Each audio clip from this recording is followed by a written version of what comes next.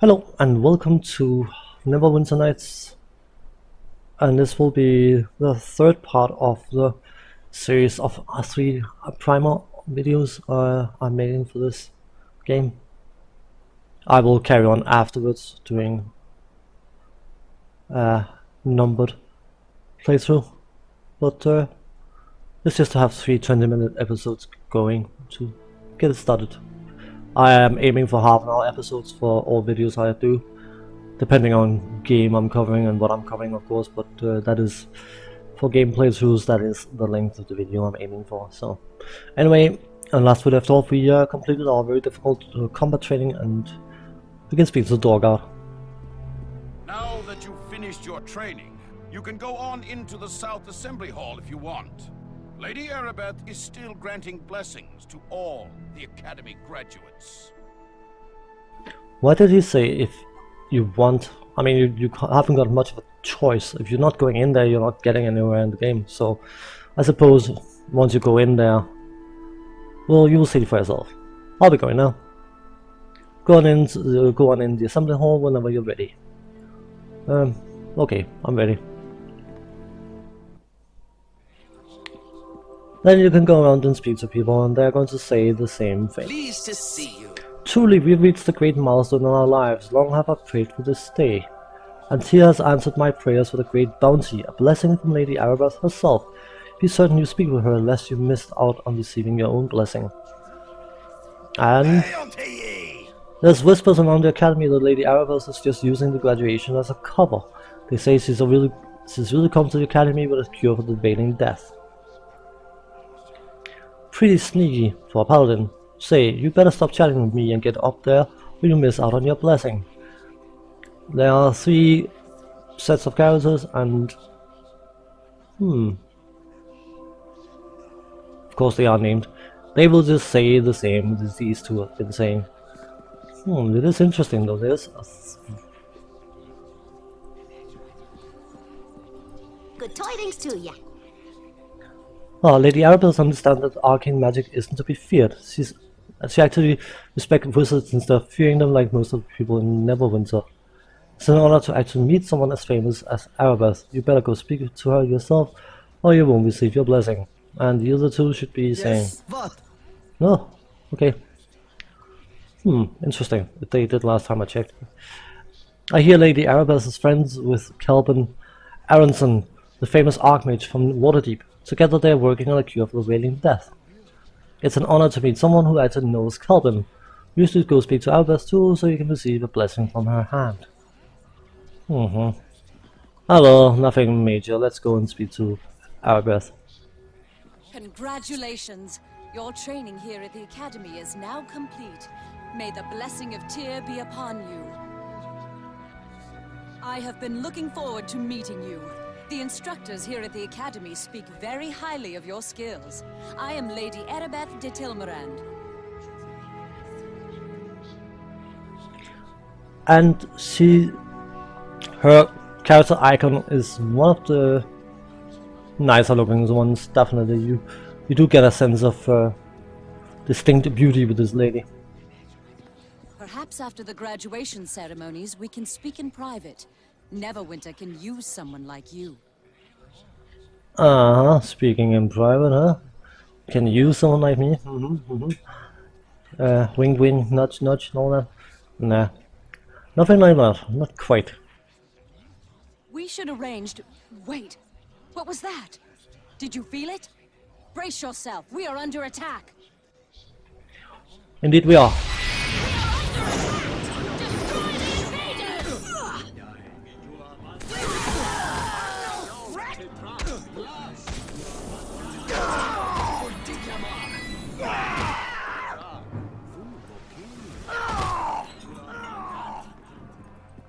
So we're just going to attack them.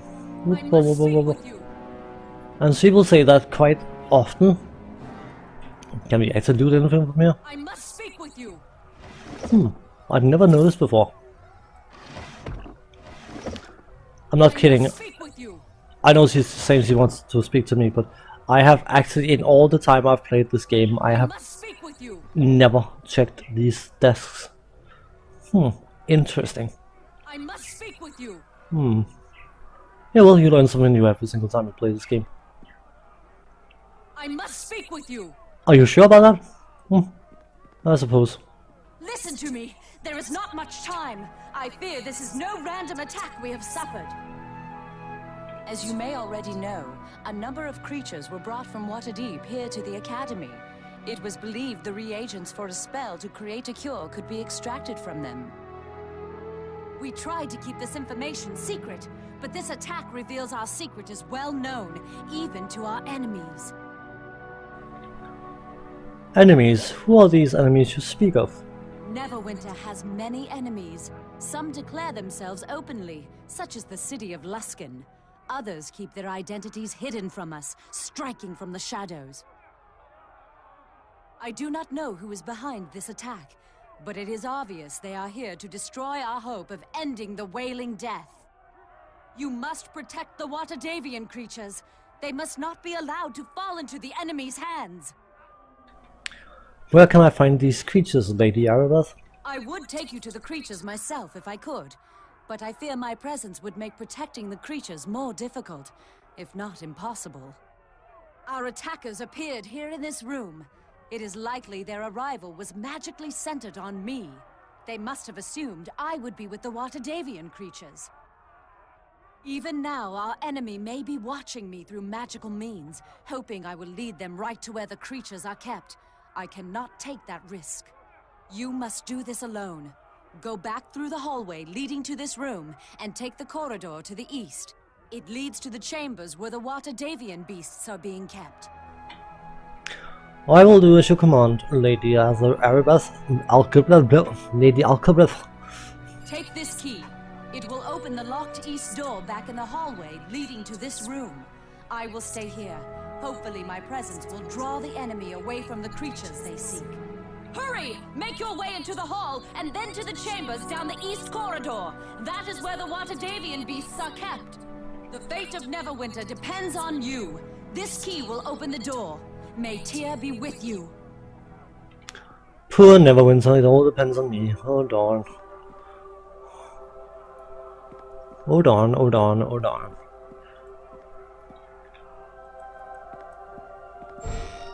Gotta love older games, quick save is so quick. What's this? I was expecting Arabeth, not some wet behind the ears whelp. Let's see how you can be!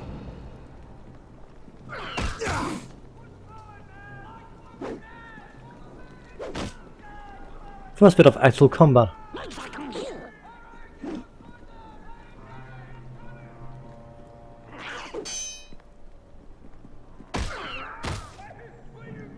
Hooray! Are you dropping anything? No? Okay. Hey, another potion of bark skin. Hooray! Now we could basically run through and check every single area in this and get some more experience, but has precious little reason for it because you will see for yourself eventually. You use the key, hooray!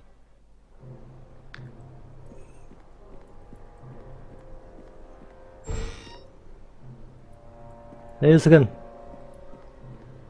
What? You survived? It matters not, you will die here. Will I?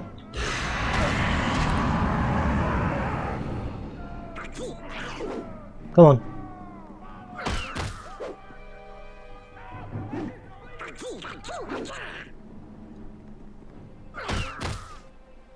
Flurry of blows, by the way, it gives you a 2 penalty to all your attacks, but it also gives you an extra attack. So basically you're trading a slight hit penalty for an extra chance of doing damage, which is not entirely useless. I always use it.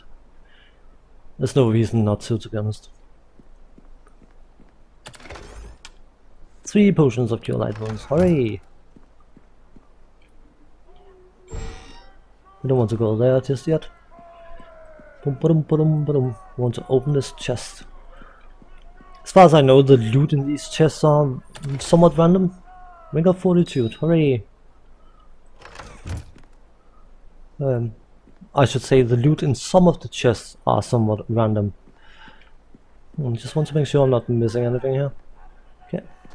So basically, if you found some loot in a chest and you aren't fully happy with, you could reload the game and see if you could get something more interesting.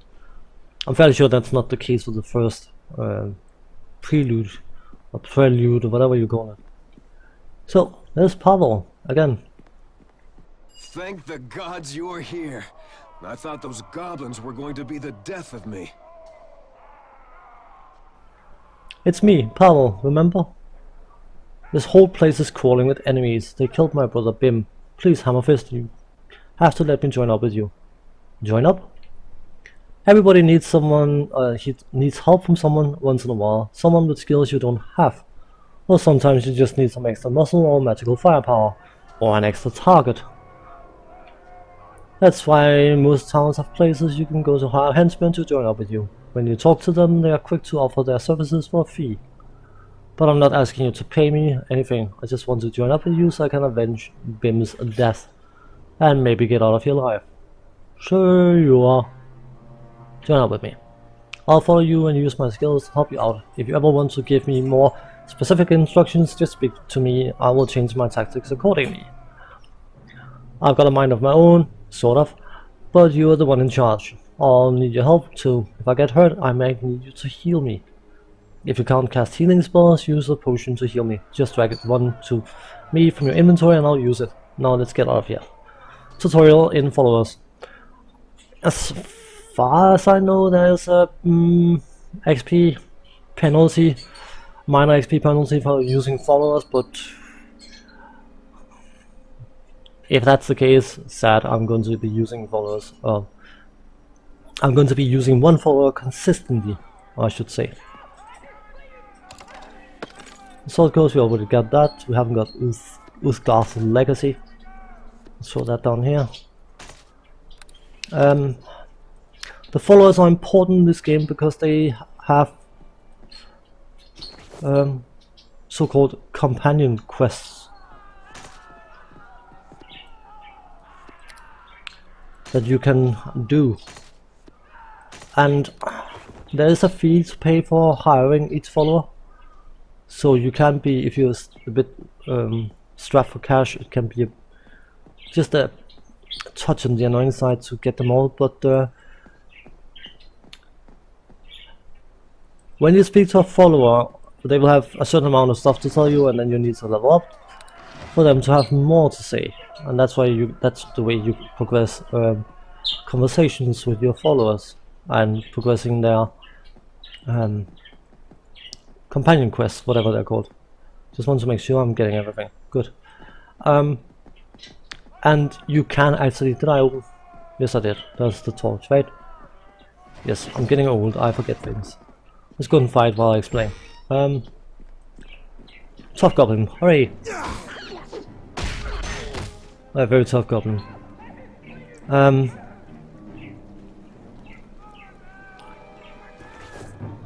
Well, Cloak of Protection versus Chaos, we'll take that. We'll use it as well. I don't care much about the ring for the moment, to be honest. But those followers, it's usually an item or something similar that they are seeking, and you blunder into those items as you play through the game anyway. So if you can afford it, get the followers missions done or quests done.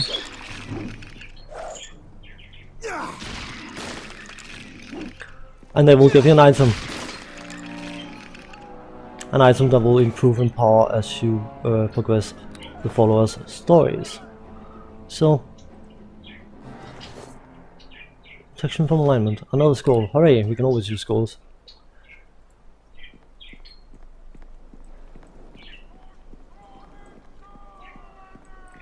So as far as it's practical for me to do it, I will be doing as many of the followers' quests as possible, if nothing else than for the potential XP gain. Don't actually need to fight these because while getting the experience is always nice, there's no real point in doing it. Come on, it can take a while for them to despawn, so you can grab their very important loot.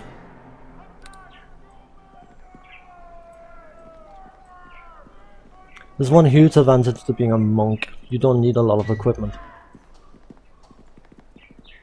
Nothing in here? Okay.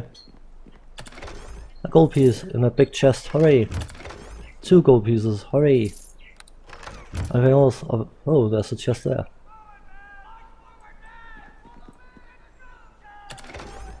3, hooray! 1, 2, 3. The game can also teach us to count. Whoop-de-flippin'-do. That was valuable.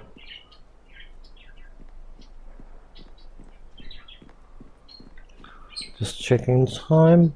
Yeah, we're good.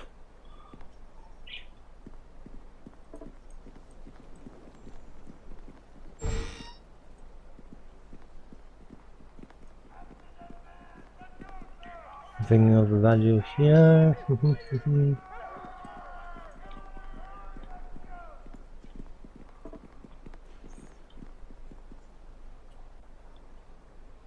No, never mind. No. Move on. Many fierce enemies await you beyond this door. You will need to draw upon all you have learned here at the Academy to survive.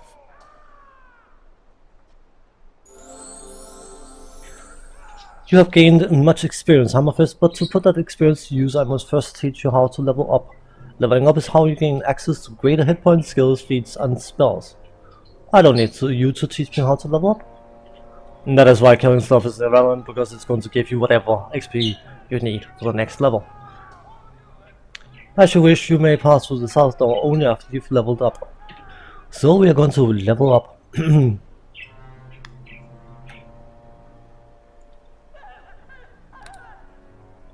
And we shall level up as a monk. And if I hit recommend, it will recommend for the default monk. I still have to manually put into the skills I've chosen. So I will do that, shouldn't take too long.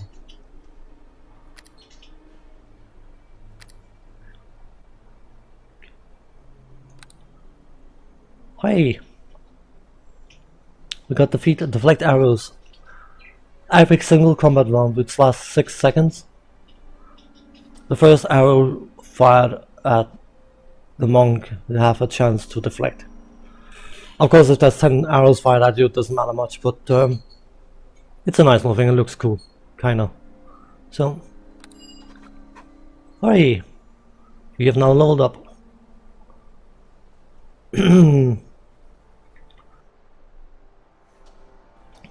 Before I end this part and end this primer set, I will quickly go over a few things of note. Alignment. We have to remain lawful in order to be a monk. If for some reason we start lying to people and all sorts of things, we will go from lawful down towards neutral. And if we ever hit neutral or chaotic, which you gain chaotic points and then you have to go past neutral to reach chaotic, so it's very hard to reach chaotic directly. I don't think the game has any ways of you to do that. You would gradually go down towards neutral. But if we ever hit neutral, we are no longer able to be a monk, because monks require lawful, and that means that everything the monk has access to as a class is gone until we are back to being lawful. And that means we will have a level whatever person with a certain amount of hit points, and that's it. You can't use the special abilities, you can't use the proficiencies, you can't use the armor class bonuses or anything. Everything related to a monk is gone. So, but I mean, that is how I always play lawful good. It's my nature. And that skill decrease is because of the rope that reduces one of our skills by -1, and the AC increase is also because of the rope, because we get 1 extra bonus armor class from using it, or from wearing it even. Base attack, that is the important number. Once it reaches 6, you will gain an extra attack. The first attack will be +6, the second attack will be +1. When it reaches 11, you will get +11, +6, +1. So every 500 base attack, or every 6 basically, in your base attack will grant you an extra attack. Monks are on what they call medium progression. I think it's every other level their base attack goes up. so they won't progress as fast as a fighter. If they did, they would be more powerful than they actually are. I know they're going to seem a bit, I wouldn't say weak, but restricted early on, but as they gain levels they become extremely powerful. Fortitude, Reflex and Will, that is your saving throws. In that regard, monks have highest saving throw all, so they gain the highest natural progression in all 3 saving throws. Fortitude is mainly against poisons and things like that. Reflex is against fireballs, dragon breath, whatever, something where you have a chance to dodge out of the way, a trap or something. And Will is against mind magic or charm person, hold person, I think is under mind magic, fear spells and things like that. So you have a difficulty check, a difficulty class I think it's called. It's short at DC, and you roll a d20 and then you add that number to, and then hopefully means that you bypass whatever nasty is being thrown at you. The damage, as you can see at the moment, it's 1 to 6. That is the fists, but as you gain levels your fist will increase in damage, and eventually you will do 1 to 20 points of damage with your fists. 200 weapon is doing 2d6. The 200 sword I should say is doing 2d6. So in comparison your fist hits nearly twice as hard as the 200 weapon. Of course, because it's 1d20, it was later changed in later revisions of Dungeons & Dragons to 2d10 instead. So you have a minimum damage of 2. You could still do a 1 damage plus your strength bonus. But on the average you will do is 11 points of damage, because the way you work out averages of course is to take your minimum damage and your maximum damage and split by 2. So that's going to be 11. So it's roughly the same damage as the 200 sword, which is not bad with your fist. So yeah, that was the last of my 3 Primer episodes, which is probably running a few minutes over time, doesn't matter. I have yet to decide where I slot this one in, but there should be 2 other Primer sets going up around the time of this, so they will be fitting during the week. Monday, Wednesday and Friday I'm still undecided as to when I put what in, but we'll find out when we get there. So as for now, thanks for watching, take care, and hope to see you when we get into the game proper. Bye bye for now.